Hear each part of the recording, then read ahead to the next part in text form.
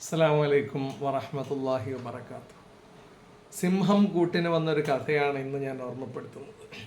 ഹബീബായ റസൂൽ കരീം സല്ലല്ലാഹു അലൈഹി വസല്ലം തങ്ങളുടെ ഏറ്റവും ഇഷ്ടപ്പെട്ട ഒരു സ്വഹാബി സഫീന റളിയല്ലാഹു തആല അൻഹു ഒരു ദിവസം ഒരു യാത്ര കഴിഞ്ഞ് മടങ്ങുമ്പോൾ മഹാനുകൾ പെട്ടെന്നൊരു കാട്ടിലകപ്പെട്ട് എളുപ്പ വഴിയാണെന്ന് കരുതി പോയതെല്ലാം ഉൾക്കാടുകളിലേക്കായിരുന്നു.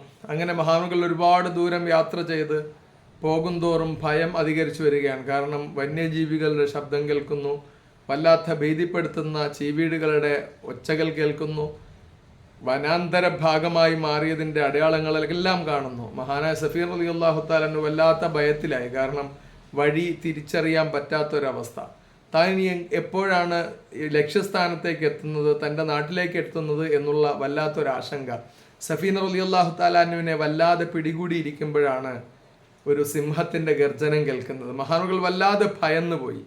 ആ സമയത്ത് ആത്മധൈര്യം വീണ്ടെടുത്തുകൊണ്ട് മഹാനായ സഫീർ റളിയല്ലാഹു തആല അൻഹു ശബ്ദം കേട്ട ഭാഗത്തേക്ക് നോക്കുമ്പോൾ വാ പിളർന്നു നിൽക്കുന്ന ഒരു സിംഹത്തിനെ കാണുകയാണ്. സഫീർ റളിയല്ലാഹു തആല അൻഹു പെട്ടെന്ന് ഓർമ്മ വന്നത് മുത്തുനബി സല്ലല്ലാഹു അലൈഹി വസല്ലമയുടെ മുഖമാണ്.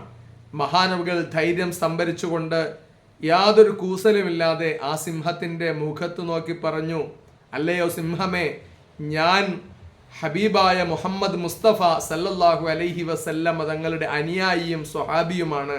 അതുകൊണ്ട് ഞാൻ നല്ലൊരു ലക്ഷ്യത്തിന് വേണ്ടി ഇറങ്ങി തിരിച്ചതാണ്. നീ എന്നെ ഉപദ്രവിക്കരുത്. മുത്തുനബി തങ്ങളുടെ ഹക്ക് കൊണ്ട് ഞാൻ നിന്നോട് പറയുകയാണ്. അത്ഭുതകരമായി സഹോദരങ്ങളെ നടന്ന സംഭവമാണ്.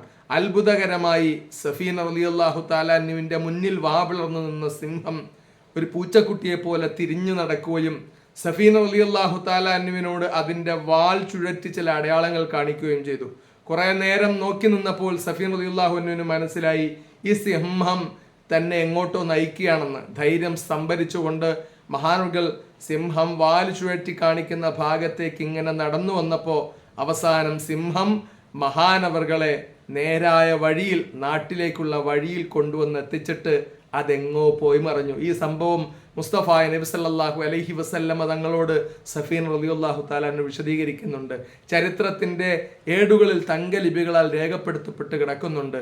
മുസ്തഫായ നബി സല്ലല്ലാഹു അലൈഹി വസല്ലമ തങ്ങളെ ലോകത്തുള്ള എല്ലാ ജീവികൾക്കും അള്ളാഹു കീഴ്പ്പെടുത്തി കൊടുത്തിരുന്നു എന്ന് മാത്രമല്ല, തങ്ങളുടെ അടുക്കലേക്ക് ഒരു മൃഗം വന്നാൽ തങ്ങളുടെ അടുക്കൽ നിന്ന് ഓടാറില്ല എന്ന് ചരിത്രത്തിൽ കാണാം. അതായത് നബി സല്ലല്ലാഹു അലൈഹി വസല്ലമക്ക് അള്ളാഹു 10 പ്രത്യേകതകൾ കൊടുത്തിട്ടുണ്ട്. ആ 10 പ്രത്യേകതകൾ പഠിക്കുന്ന വ്യക്തിക്ക് വലിയ ഗുണം കിട്ടും. ആ 10 പ്രത്യേകതകൾ എഴുതി വെക്കുന്ന വീടിന് വലിയ ഐശ്വര്യം കിട്ടും. അതിലൊരു പ്രത്യേകതയാണ് വന്യജീവികൾ മുസ്തഫായ നബി സല്ലല്ലാഹു അലൈഹി വസല്ലമയെ കണ്ടാൽ ഓടാറില്ല, തങ്ങളുടെ അടുക്കൽ നിന്ന് ഓടി മറയാറില്ല. കാരണം ഇത് റഹ്മത്തുൽ ലിൽ ആലമീനാണെന്ന് എല്ലാ ജീവജാലങ്ങൾക്കും അറിയാം. അതുകൊണ്ട് തന്നെയാണ് സഫീന റളിയല്ലാഹു തആല അൻഹു അതിൻ്റെ മുഖത്ത് നോക്കി ആ സിംഹത്തിൻ്റെ മുന്നിലേക്ക് നിന്നുകൊണ്ട് ഞാൻ മുഹമ്മദ് നബി സല്ലല്ലാഹു അലൈഹി വസല്ലമയുടെ അനുയായിയാണെന്ന് പറഞ്ഞപ്പോൾ മഹാനുകൾക്ക് ഉപദ്രവിക്കുന്നതിന് പകരം വഴിയാട്ടിയായി ആ മൃഗം മാറിയത്. മുസ്തഫായ നബി സല്ലല്ലാഹു അലൈഹി വസല്ലമയെ ജീവനതുല്യം സ്നേഹിച്ച് തങ്ങളോടൊപ്പം നാളെ സ്വർഗത്തിൽ എത്തിച്ചേരാൻ നമ്മൾക്കെല്ലാവർക്കും അള്ളാഹു തൗഫീഖ് പ്രദാനം ചെയ്യുമാറാകട്ടെ. അസ്സലാമു അലൈക്കും വറഹ്മത്തുള്ളാഹി വബറകാതുഹു.